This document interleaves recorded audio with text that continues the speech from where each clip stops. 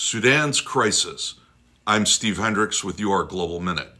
The crisis in Sudan is one of the world's most devastating, yet it has received far less attention than conflicts in Gaza or Ukraine. Here's why you need to pay attention. In Sudan, ongoing civil war has led to a catastrophic famine.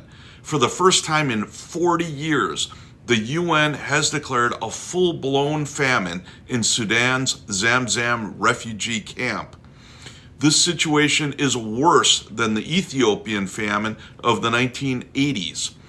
By the end of this year, 2.5 million civilians could die from hunger and disease.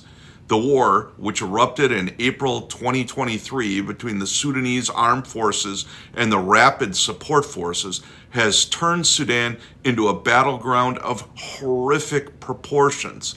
The capital, Khartoum, is in ruins.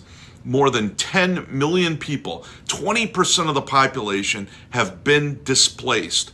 Christians in particular are displaced to South Sudan, Egypt, and across the Middle East. The violence has destroyed health facilities, burnt villages, and left many in desperate need of aid. Sudan's crisis is not just a local issue, it's a geopolitical time bomb. The conflict is drawing in foreign powers. The UAE, Iran, and Russia are backing different sides while the West remains largely disengaged. This has not only exacerbated the crisis, but threatens to destabilize neighboring countries and impact global trade routes, including the Suez Canal. The situation is dire. Farms and crops have been burned, leaving people to eat grass and leaves. If the fighting continues, between 6 to 10 million people could die from starvation by 2027. What can be done? First, we need to increase humanitarian aid. Food must be delivered quickly to those in need.